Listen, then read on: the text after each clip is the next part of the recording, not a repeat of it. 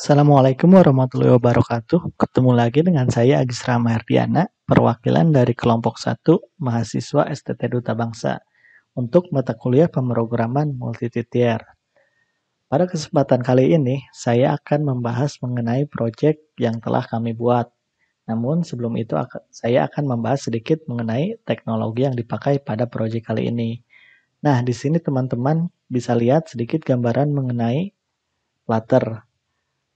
Flutter adalah software development kit buatan Google yang berfungsi untuk membuat aplikasi mobile menggunakan bahasa pemrograman Dart, baik untuk Android maupun iOS.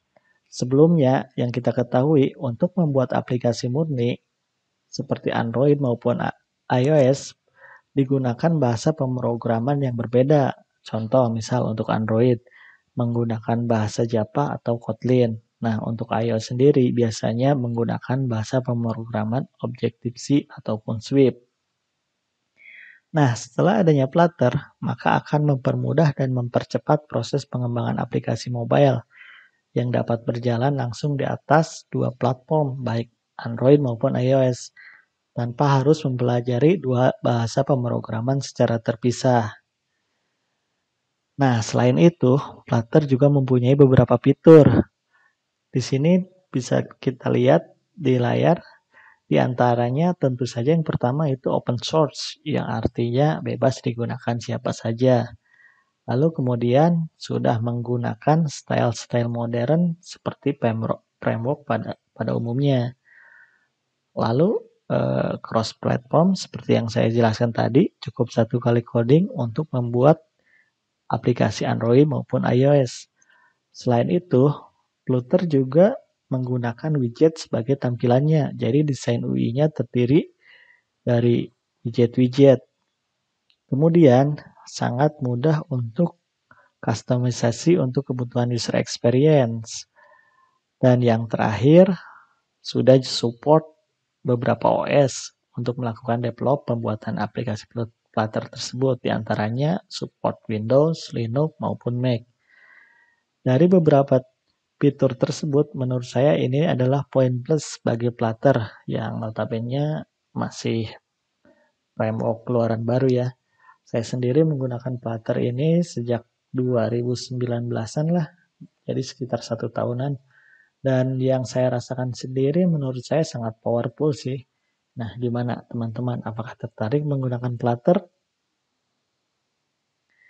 Oke, lanjut ya. Di sini ada grafik menunjukkan framework yang paling populer pada tahun 2019 sampai 2020. Survei ini saya ambil dari Statista, di mana Statista adalah salah satu portal data statistik yang paling terkenal di dunia ya. Sesuai survei Statista pada tahun 2020, di sini kita lihat bahwa Flutter menunjukkan framework cross-platform paling terkenal kedua yang digunakan oleh developer seluruh dunia. Penggunanya makin meningkat pada tahun 2020. Kita lihat grafiknya yang warna hitam ya, itu menunjukkan tahun 2020, yang biru 2019. Nah, kita lihat kenaikannya 9% dari 30% menjadi 39%. Di urutan pertama ada React Native 42%. Menurut saya cuman beda 3% ya, yang notabene si React Native ini pemain lama gitu. Jadi udah hampir tersalip sama si Flutter ini. Nah, Flutter sendiri besutan Google yang pertama kali rilis pada bulan Desember 2020 dan sekarang malahan jadi pesaing berat si React Native. Seperti yang kita ketahui, si React Native ini pertama kali dirilis oleh Facebook pada bulan Maret 2015. Jadi sudah terpaut 3 tahun lebih ya, tapi hampir menyalip si React Native itu sendiri. Ini menunjukkan bahwa eksistensi si Flutter sangat-sangat menjanjikan ya. Kemudian ini adalah grafik yang menunjukkan responden ketertarikan seorang developer untuk menggunakan Flutter, di mana nilai si Flutter ini 74% dan berada di posisi ketiga mengalahkan React Native ataupun Xamarin. Bisa jadi nanti Play Store banyak aplikasi-aplikasi yang dibuat menggunakan Flutter ya. Survei ini saya ambil dari Stack Overflow, di mana ini merupakan survei developer pada tahun 2019. Kemudian ada juga di sini gambar yang menunjukkan siapa sih pengguna si Flutter ini. Perusahaan-perusahaan ini adalah contoh perusahaan besar yang telah menggunakan Flutter. Di antaranya ada Google, kemudian eBay, kemudian BMW, Square, Alibaba Group, dan Capital One. Nah, ini merupakan perusahaan-perusahaan besar ya. Si Google ini emang dia pencetusnya, jadi sudah pasti menggunakannya. Ada beberapa aplikasi yang sudah menggunakan si Flutter ini. Kemudian kalau si Alibaba ini perusahaan besutannya Jack Ma, dia juga sudah menggunakan beberapa aplikasi yang dibuat dari si Flutter itu sendiri. Nah, di sini beberapa aplikasi yang dibuat menggunakan Flutter ya. Saya ambil sampelnya dari situs Flutter-nya sendiri sih. Kita bisa lihat ada Reflectly, Google Ads, Insight, Timer, Stadia. Nah, bahkan ada si Grab juga ya, cukup menarik di sini. Kemudian AB, Alibaba Group, dan Baidu. Jadi sudah banyak sekali ya yang menggunakan Flutter ini sebagai framework untuk membuat aplikasi dari masing-masing perusahaannya tersebut. Oke, mungkin untuk penjelasan Flutter-nya cukup sampai di sini. Kita akan membahas mengenai arsitektur project yang telah kami buat. Nah, ini merupakan gambaran dari desain arsitekturnya ya. Di sini kalau teman-teman lihat ada desain arsitektur dari project ini, di mana harus memenuhi syarat pemrograman multi-tier.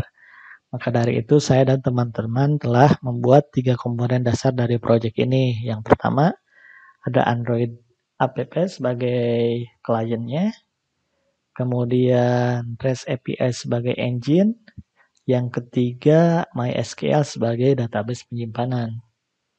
Skemanya si Android akan melakukan request data ke si REST API. Kemudian si API sendiri akan meneruskan ke MySQL database sehingga nanti database-nya akan memberikan feedback kembali ke si REST API sendiri. Nah, kalau kita lihat di sini si engine REST API ini hanya sebagai penghubung aja ya. Nah, kemudian si REST API tadi akan memberikan respon berupa data JSON yang sesuai permintaan si klien tadi atau si pengguna Android tadi. Jadi di sini kita sudah memenuhi syarat pemrograman multi-tier. Dalam prakteknya saya juga sudah menggunakan 2 server ya. 2 server dan 1 klien, di mana 1 server saya gunakan sebagai media penyimpanan atau yang sering kita sebut sebagai MySQL database. Lalu server kedua sebagai server engine API itu sendiri. Jadi antara klien ataupun pengguna si Android tidak langsung terhubung ke database, melainkan mereka harus melewati dulu si REST API. Jadi nanti baru yang berhubungan sama database itu cuman si REST API-nya sendiri. Nah, jadi API ini berada di tengah-tengah antara si Android sama si MySQL database. Datanya lalu lalang melalui si REST API tersebut. Oke, mungkin skemanya kurang lebih seperti itu ya. kita lanjut untuk pembahasan source code dan aplikasinya itu sendiri. Oke, lanjut ya. Di sini saya akan menjelaskan sedikit aplikasi yang berhasil kami buat. Langsung saja. Nah, di sini ini aplikasinya namanya Crud Mahasiswa yang telah kita buat menggunakan Flutter tadi ya. Jadi kurang lebih seperti ini tampilannya. Cuman daftar mahasiswa, root seperti biasa ada create, read, update atau delete. Nah, di sini ada list nama mahasiswanya ya. Nah, kemudian kita akan coba buat satu nama atau satu mahasiswa. Langsung saja klik tambah. Nah, ini formnya ada name, nama lengkap, fakultas, prodi.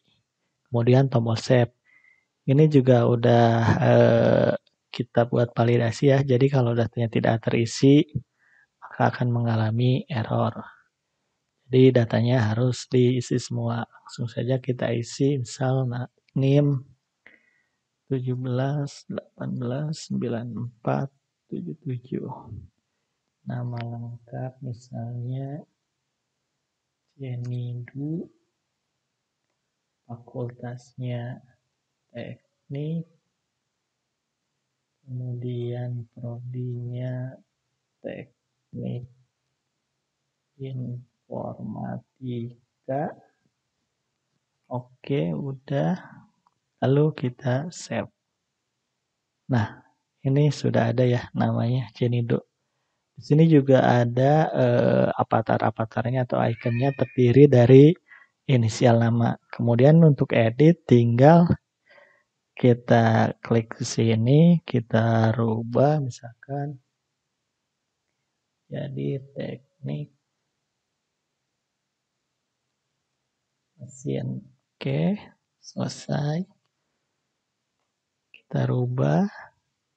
Nah, berubah ya, jadi teknik mesin.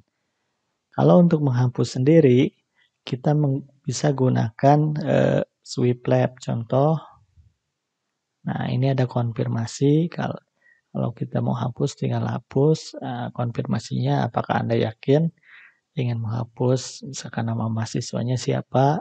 Oke, tinggal hapus. Nah, data berhasil dihapus. Nah, kurang lebih seperti ini tampilannya ya teman-teman untuk aplikasinya. Nanti setelah ini kita bahas untuk source code yang terdiri dari aplikasi Android-nya sendiri, terus struktur database, sama si engine REST API-nya. Oke, langsung aja ke pembahasan berikutnya. Di sini kalau teman-teman lihat, saya menggunakan Visual Studio Code untuk text editornya sendiri ya.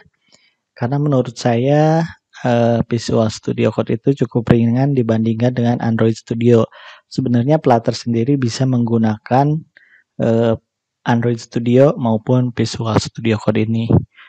Rata-rata sih yang bisa menggunakan Visual Studio Code itu kayak React Native dan si Flutter ini. Untuk Android Native sendiri, Java biasanya diharuskan menggunakan Android Studio itu sendiri.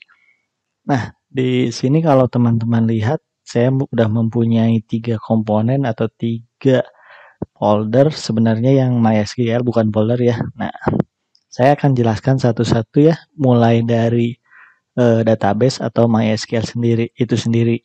Namun saya tidak akan menjelaskan lebih jauh ya, karena mungkin teman-teman udah sangat familiar dengan si MySQL ini. Saya cuma menjelaskan sedikit struktur yang telah kita rancang untuk aplikasi yang tadi saya perlihatkan. Nah, di sini tabelnya namanya mahasiswa dengan 4 field, yaitu name, nama, prodi, dan fakultas. Masing-masing menggunakan varchar yang name 10, sisanya 100 ya. Ke bawahnya seperti biasa, cuman insert value-nya aja, namanya. Kemudian yang di sana sih ada paling bawah penambahan primary key, yaitu name digunakan sebagai primary key-nya. Nah, lalu ke si REST API-nya sendiri. Di sini saya menggunakan PHP natif ya, PHP biasa. Karena apa? Karena ini untuk pembelajaran teman-teman di tim saya juga, jadi tidak akan menggunakan API yang terlalu canggih lah, dikarenakan sistemnya juga sistem yang sangat sederhana ya. Kalau untuk API sendiri biasanya kalau sistem yang kompleks bisa menggunakan beberapa framework, misalkan seperti Lumen, terus ada juga Adonis, ada juga Node.js, ataupun Slim. Masing-masing mereka biasanya udah ada package-package untuk tokennya ya, seperti pengaman. Jadi gunanya si token itu untuk mengamankan agar tidak sembarangan orang bisa mengakses API-nya, karena berbahaya juga misalkan kalau kita tahu URL atau alamat API-nya terus nggak pakai token, kita bisa akses masukin data apapun gitu. Itu yang sangat riskan sih, tapi saya tidak akan menjelaskan sejauh itu. Saya akan menjelaskan sedikit mengenai dasar dari si REST API ini. Nah, yang pertama ini file connection.php, ini untuk koneksi ke database-nya sendiri ya. Seperti biasa ada hostname, username, password, terus database name-nya. Kemudian ada create PHP. Nah, ini fungsinya untuk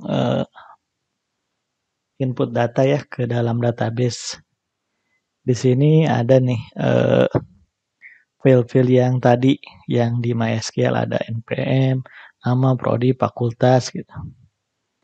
Sini tinggal insert query-nya di sini HTML entities ini untuk mengamankan agar tidak adanya tag HTML yang masuk ke database, karena itu bisa mengakibatkan inject database sendiri, bisa kena hack oleh orang-orang tertentu. Nah, kemudian di bawahnya di sini ada beberapa kondisi. Jika sukses input data, maka akan berikan respon. Di sini ada dua respon, status sama message. Nah, ini sangat penting sendiri ya bagi si Android-nya untuk mengetahui gitu. Jadi, misalkan statusnya 200, itu data berhasil disimpan. Kemudian jika gagal, statusnya berapa, pesannya apa gitu. Kemudian jika terjadi gangguan atau ketidaksesuaian, statusnya apa, dan pesannya apa. Nah, respon dari si API sendiri ini akan ditampilkan ke si klien kita atau si pengguna Android kita, sehingga jika terjadi suatu kesalahan, maka akan tampil si respon pesannya apa sih, karena apa sih kesalahannya itu. Nah, lanjut ke yang berikutnya. Di sini ada delete.php. Sama ini juga postnya ya.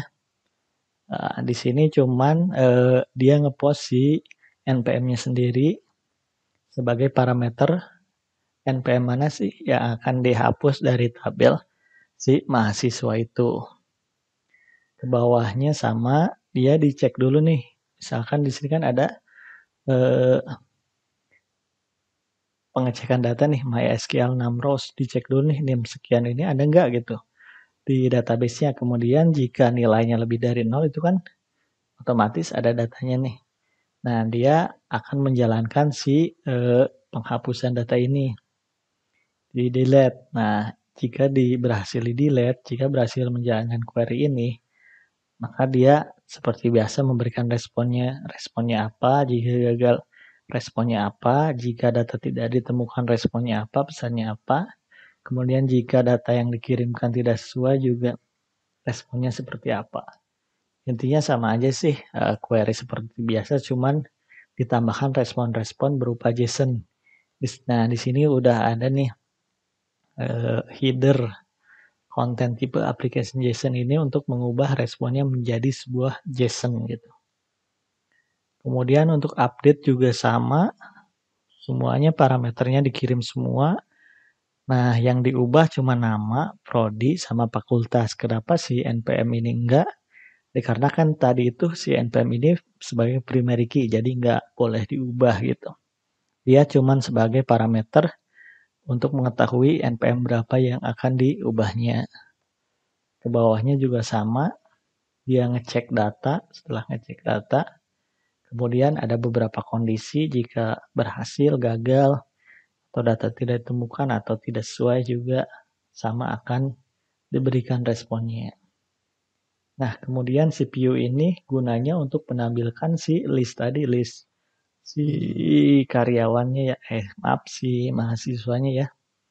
Jadi di sini cuma select bintang pro mahasiswa. Nah, kemudian ditampilin lah semua datanya nih dalam bentuk array di looping, baris, data. Nah, bentuknya nanti responnya datanya itu ada name, nama, fakultas, prodi gitu. Nah, jika gagal sama diberikan responnya.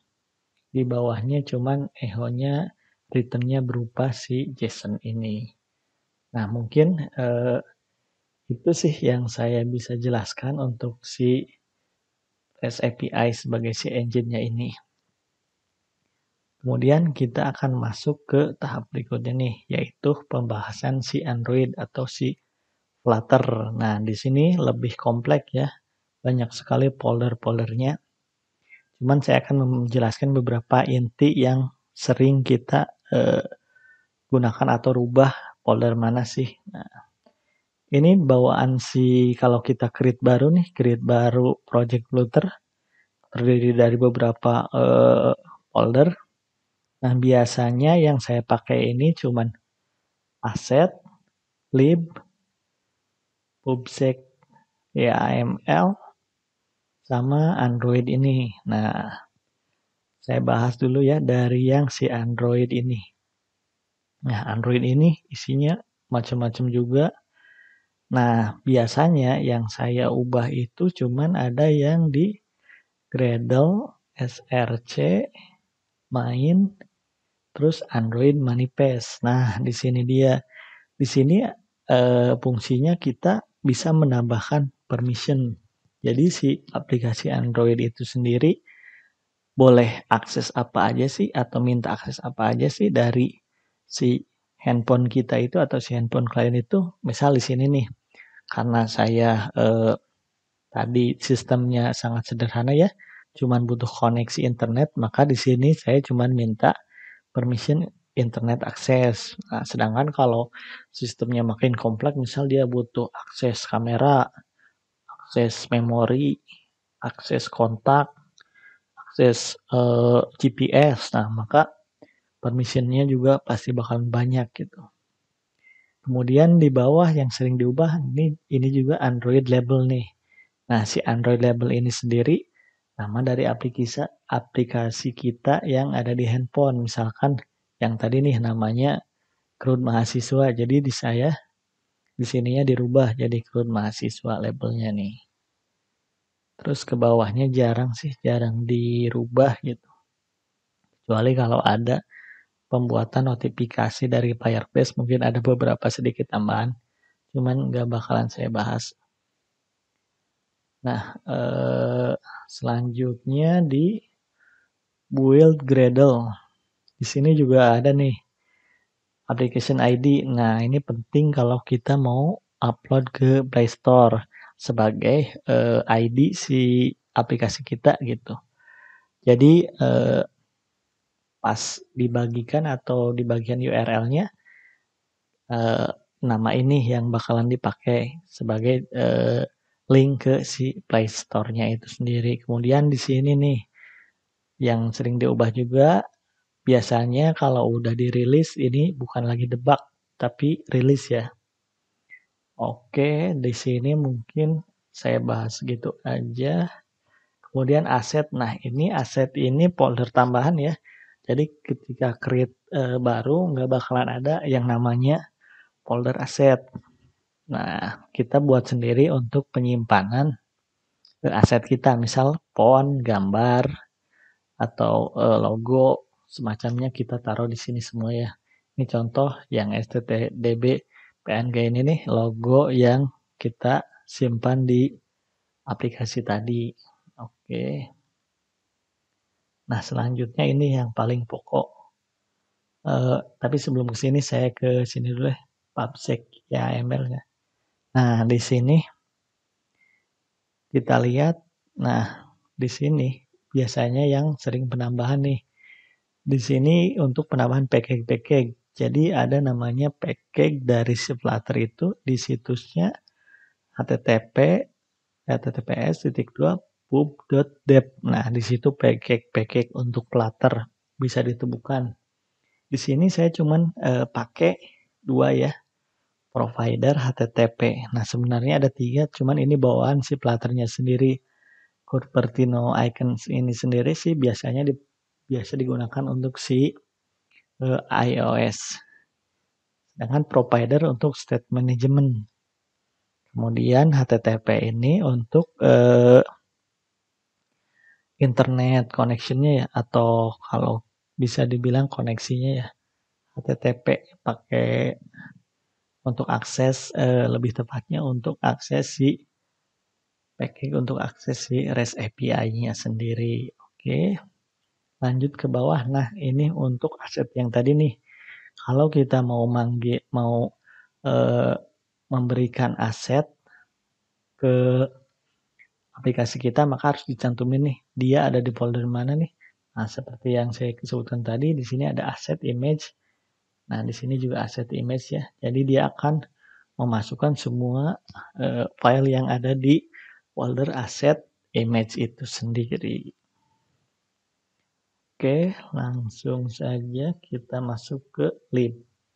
Nah, jika teman-teman pertama kali install, mungkin di sini cuman tercantum lib sama main.dart. Nah, sedangkan src ini saya tambahin sih untuk struktur dari project saya. Biasanya saya menggunakan src. Di dalamnya banyak view, model, core, UI atau segala macam saya taruh di situ. Nah, di sini saya buka dulu yang main ya. Nah, di sini main nih. Jadi package yang tadi nih, package provider saya import di sini nih. Kemudian di sini hanya untuk main sih, untuk redirect pertama kali nih. Untuk home-nya sendiri saya redirect ke splash screen. Kalau teman-teman lihat tadi pas pertama dibuka aplikasinya muncul layar putih, cuman logo STTDB doang, kayak seperti loading. Nah, itu splash screen-nya ya. Temanya sendiri di purple color-nya ya, color ungu nih. Yang tadi ketika saya tampilkan warnanya dominan warna ungu gitu. Debug show checker mode itu biasanya kalau develop ketika aplikasi pertama diinstal suka ada di navbarnya itu kayak bug gitu, artinya masih dalam proses develop. Cuman ketika saya rubah false maka itu akan hilang secara sendiri. Oke, masuk. Nah, di sini di folder src ada 2 nih. Saya pisahin antara core sama UI. Nah, core ini isinya logic semua nih. Seperti API, model, provider, state management, semuanya saya taruh kok di core. Nah, sedangkan di UI ini sendiri, dia isinya hanya sebagai tampilan-tampilan aja ya, atau widget-widget yang bisa dilihat sama si penggunanya aja sendiri. Nah, kita lihat di bagian core, di sini ada 2 ya, model sama providers. Nah, di sini ada mahasiswa model. Nah, sebenarnya kalau teman-teman biasa menggunakan framework si PHP, sama aja sih seperti kode Igniter ataupun si Laravel, maka dia udah model MVC gitu, ada model, view, controller. Nah, si Flutter juga ini saya sama sudah menggunakan si metode MVC itu sendiri karena supaya lebih terlihat rapih gitu, terstruktur gitu. Jadi enggak satu halaman itu enggak seluruhnya berisi model, terus provider atau state manajemennya, terus view-nya juga. Jadi untuk merapihkan aja sih, merapihkan si codingan kita sendiri agar suatu saat ada pengembangan gitu bisa lebih mudah gitu untuk maintenance. Nah, di sini ada kelas namanya mahasiswa model, NIM, nama, prodi, fakultas, sama aja sih. Mahasiswa model. Nah, ini data yang diambil dari si JSON. Dari JSON, kemudian dikonvert nih. NIM, nama, prodi. Nah, kalau untuk mengubahnya ke JSON, maka fungsinya yang ini semua. Oke, nah di sini ada yang namanya provider. Nah, kalau teman-teman lihat di sini ada kalau nggak salah sekitar 4 ya, sesuai yang tadi. Ada buat bacanya atau read-nya, nah terus ada buat update-nya, buat insert-nya, dan juga buat delete-nya. Nah, di sini package yang si mahasiswa model tadi di import nih sama si HTTP. Ada Dart convert juga. Nah, di sini yang pertama kali adalah daftar mahasiswa nih. Get mahasiswa. Nah, jadi dia itu ngambil dari si server API ini nih. Kemudian file view.php yang saya tadi kasih tunjuk di folder API ya. Fungsinya ini buat nampilin daftar mahasiswanya sendiri. Nah, kalau yang seperti yang kita lihat, nah yang saya bilang tadi respon status dari si JSON ini sangat penting nih buat mengetahui statusnya si Android ini sendiri. Kalau misalkan 200 datanya kan artinya aman ya, nggak ada kendala apa-apa gitu. Jadi bisa ditampilkan dalam bentuk model list model si mahasiswa ini sendiri. Tapi jika sebaliknya maka akan diberikan berupa peringatan error. Nah, di sini juga ada buat tambah data. Namanya fungsinya store mahasiswa menggunakan Future Ball. Nah, saya sedikit jelaskan ya, untuk macam-macam Future itu ada banyak sih. Ada Future Ball, Dynamic, String, atau apa. Nah, Future Ball ini sendiri, jadi hasilnya itu cuma ada dua, antara true atau false. Kalau Dynamic bisa beda-beda, kalau string hasilnya pasti string gitu. Nah, di sini si store mahasiswa ini nih butuh 4 parameter buat input ke API-nya, NIM, nama, prodi, fakultas. Kemudian diarahin ke si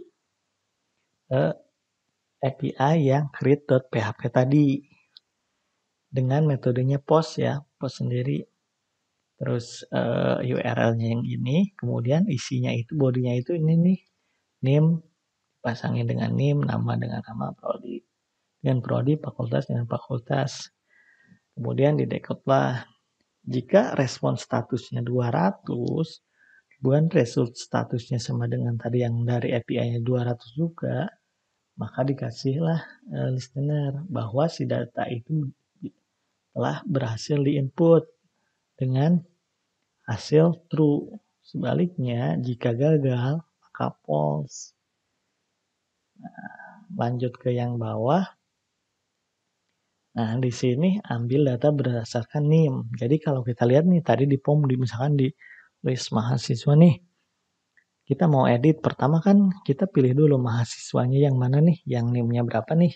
Nah, maka pakainya fungsi yang ini nih, define dulu mahasiswanya, dia butuh parameter NIM-nya nih, dia akan nyari NIM dari mahasiswa, nah terus where I-nya itu dari si data mahasiswa ini, yang NIM-nya ini sama nih dengan ini, kalau ketemu maka ditampilkan gitu, kalau nggak ketemu datanya kosong, blank gitu. Kemudian update mahasiswa. Nah, update mahasiswa ini sama juga, dia butuh 4 parameter juga. Kemudian diarahinnya ke update.php, metodenya juga post. Nah, ini dia bodinya juga sama nih. Parameter NIM diisi dengan variabel NIM dan sebagainya. Kemudian sama statusnya juga dicek, apabila 200 maka berhasil, jika sebaliknya maka gagal gitu. Kemudian hapus mahasiswa. Nah, di sini saya juga pakai View Turbo juga. Dia hanya butuh parameter si NIM-nya agar dia mengetahui NIM berapa sih yang mau dihapus gitu. Kemudian URL-nya diarahin ke delete.php. Kemudian metodenya juga post sama dicek statusnya berapa, kalau 200 berhasil, kalau sebaliknya gagal. Nah, itu fungsi-fungsi dari si state manajemennya sendiri. Nah, sebenarnya di Flutter itu ada banyak sih state manajemennya, bawaannya sendiri, ada juga state management gitu. Cuman saya pakai package provider karena menurut saya sih lebih sederhana lah, kemudian enak juga gitu. Tapi kalau untuk struktur yang project yang lumayan besar, rata-rata teman-teman di forum-forum banyak menggunakan package dengan si package block namanya business logic. Itu lumayan sih modelnya NPPM ya, model view model gitu. Kemudian ada juga state management, QubitX atau macam-macam, banyak sih. Cuman saya biasanya karena skala menengah ya projectnya, jadi cuman menggunakan si provider itu sendiri. Oke, lanjut dari sisi core tadi udah kita bahas semua ya. Kemudian kita akan masuk ke UI. Nah, di sini dalam UI itu ada folder namanya screen. Nah, nanti teman-teman kalau misalkan pakai project yang lumayan gede, biasanya bukan hanya screen sih, cuman ada style gitu, ada widget gitu, agar mempermudah. Misal untuk widget dialog tadi ya, misalkan konfirmasi, apakah Anda yakin mau menghapus ini? Pasti kan kalau projectnya gede, dialognya nggak cuma satu gitu, konfirmasinya gitu, pop up-nya, tapi ada banyak gitu.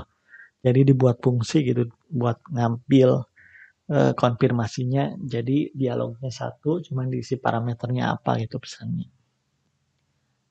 Terus kalau style sih biasanya isinya kayak semacam warna apa, font, margin, widget, segala macam, style loading atau apa gitu. Bisa ditaruh di situ semua gitu. Cuman karena ini projectnya sederhana ya, jadi cuman saya di sini nggak pakai style yang terlalu berlebihan gitu lah. Oke, di sini ada 4 sama juga ya. Ada add mahasiswa, fungsinya buat nambah, edit, list, splash screen. Nah, kita lihat yang splash screen dulu ya, yang pertama kali ini nih. Nah, ini yang pertama kali muncul. Nah, seperti yang saya jelasin di awal tadi mengenai Flutter itu sebenarnya terdiri dari widget-widget ya, kumpulan widget. Nah, di sini kelihatan nih. Ada splash screen, extend stateful widget. Ada juga biasanya stateless widget. Nah, biasanya bedanya stateful sama stateless ini sendiri sih.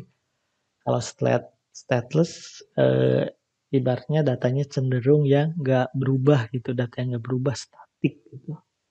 Kalau stateful itu data yang berubah-ubah gitu, dinamis gitu. Jadi di sini saya pakai stateful ya. Kemudian di sini ada init state. Nah, ini kan kalau teman-teman lihat tadi aplikasinya muncul putih dengan logo STTDB sekitar 5 detik nih durasinya gitu. Setelah 5 detik diarahin ke mahasiswa, page mahasiswa ini sendiri nih, routingnya nih. Kemudian bawahnya ini nih, nah, cuman scaffold, bodinya apa gitu. Container, nah ini container ini widget. Kemudian, nah ini gambar yang tadi nih, stdb.png nih, kalau teman-teman lihat yang ini nih, gambar yang ini nih. Nah, ini ada di splash screen ini nih. Oke, setelah itu kan tadi diarahin ke page mahasiswanya. Nah, di sini nih, list mahasiswa nih, namanya mahasiswa, page mahasiswa nih. Nah, di sini ada fungsi namanya inisial nama nih, yang kita lihat tadi tuh, avatar icon bulat tuh, misal nama saya Agus Rama Hardiana, maka diambil 2 digit gitu. Untuk inisialnya AR gitu. Kalau John Doe JD gitu. Nah, di sini fungsinya nih. Kemudian ke bawahnya, nah di sini ada widget build gitu. Tampilannya nih, pakai upbarnya nih. Kayak tadi nih, di atasnya ada kelompok 1 gitu. Ini stylenya juga nih, ada font weight, terus font style, font size gitu. Kemudian ada floating action button. Nah, kalau kalian lihat di bawah ada tombol plus itu tuh buat tambah tuh. Nah, ini yang ngebangun si buttonnya itu sendiri. Kemudian bodinya nih, bagian body di sini ada nih, ada logo STDB kecil yang tadi nih. Kemudian titelnya STT Duta Bangsa, terus nama teknik informatika gitu. Nah, ini di sini bagian si list mahasiswanya nih. Ini kan provider nih, ngambil dari si mahasiswa provider yang tadi nih, yang ada di dalam folder core provider nih, mahasiswa provider, kemudian get mahasiswa nih, ditampilin ke sini nih. Kalau masih loading ambil data di sini nih, tampilin progress yang bulat itu, muter-muter. Nah, kalau datanya udah muncul baru ke sini nih, di build dalam bentuk list view. Oke. Nah, di sini ada Inkwell itu untuk fungsi kalau di tab datanya diarahin kemana sih? Kalau di tab ini diarahin ke mahasiswa edit. Nah, diambil juga NIM-nya berapa nih? Nah, kemudian di sini ada fungsi buat delete tadi ya, dismissible. Jadi kalau di slide gitu dia munculin pop-up nih, alert dialog, konfirmasi apakah Anda yakin ingin menghapus nama mahasiswanya. Nah, ada buttonnya juga, kalau dibatalkan batal, kalau misalkan dihapus dia bakalan ngehapus gitu, ngapus si mahasiswanya sendiri nih, fungsinya nih. On dismiss nih, di delete nih mahasiswanya berdasarkan NIM berapa gitu. Kalau misalkan tadi di fungsi mahasiswa provider yang delete mahasiswa itu kita buatnya filter ball ya. Jadi antara true atau false. Kalau berhasil true, kalau gagal false. Nah, di sini kalau jika dia true, nah data berhasil dihapus, kita tampilin pesannya dalam bentuk snack bar ya, muncul pesan dari bawah gitu, di bawah. Kalau gagal, nah data gagal dihapus gitu. Nah, kemudian di sini barulah dibuat si list style atau list-listnya berdasarkan satu mahasiswa, satu mahasiswa, satu list, di looping berdasarkan jumlah data yang di database tadi nih. Get inisial nama yang tadi fungsinya untuk ambil inisial, kemudian ada data mahasiswa, nama, data mahasiswa NIM, data mahasiswa prodi. Nah, semuanya ditampilin di sini nih, di bentuk list ini. Oke, terus masuk ke si edit mahasiswa. Nah, kalau teman-teman lihat tadi kan di sini nih, di list mahasiswa nih, diarahinnya ke si edit nih. Nah, edit mahasiswa edit nih, masuk ke sini nih kalau mau diedit. Dia si mahasiswa edit ini butuh parameter NIM berapa yang akan diedit gitu. Terus jalan ke sini, di sini ada text editing controller, fungsinya untuk ngontrol form, misalkan ada 4 isian gitu, NIM, nama, prodi, fakultas, jadi butuh 4 text editing controller. Ini loadingnya buat animasinya, snackbar, form key. Nah, di sini kita ambil dulu nih data mahasiswanya nih, dipain dulu nih. Mahasiswa berapa yang akan diedit gitu. Dari widgetnya ini, NIM berapa nih ditampilin. NIM-nya, responnya berapa nih, namanya siapa, prodi apa, fakultas apa, yang diambil berdasarkan NIM yang tadi nih, Nah, kemudian kita lewat dulu itu fungsi yang akhir ya. Nah, di sini edit mahasiswa, judulnya, yang app barnya, app barnya. Kemudian ada bodinya itu POM, isinya di sini nih. Kalau teman-teman lihat kontainer ini nih, satu field isian gitu. Tag POM field gitu. Controllernya yang diambil dari tadi NIM, controllernya yang ini nih. NIM ini nih. Nah, kita taruh di sini, labelnya NIM. Kemudian ini validator, kalau tombolnya ditekan submit tapi belum ada isian maka tampilin ini NIM, tidak boleh kosong.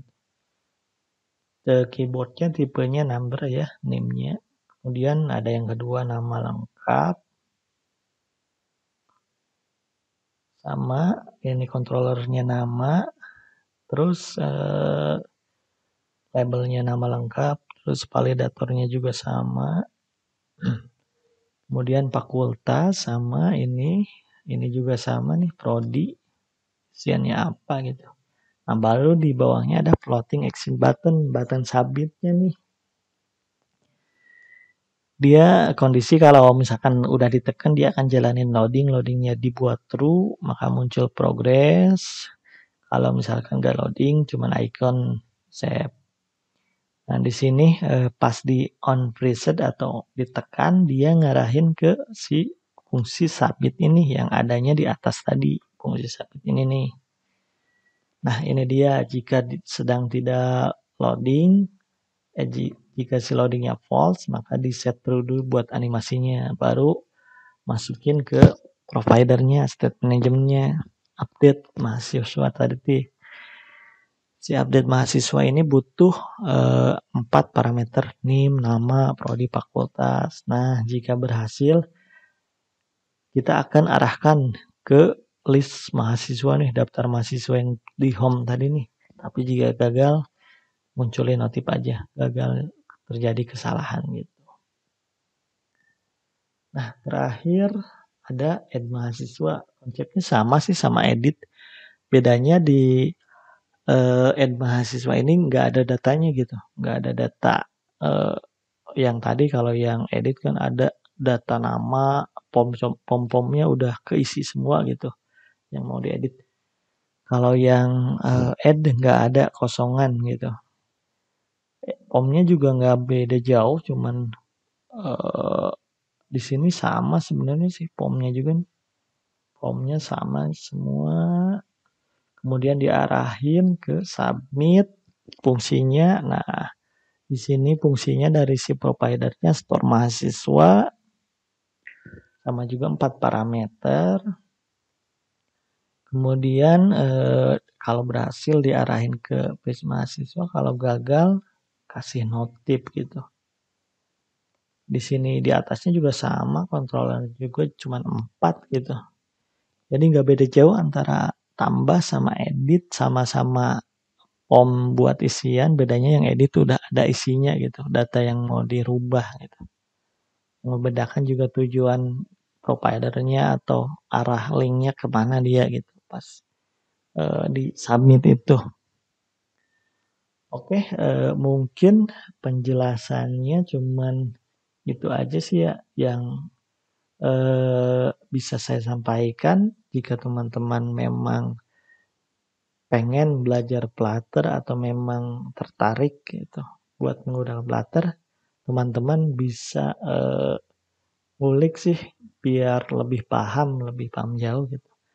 Tutorialnya juga banyak di YouTube atau ada kelas-kelas, sekarang udah banyak kelas-kelas untuk belajar Flutter gitu.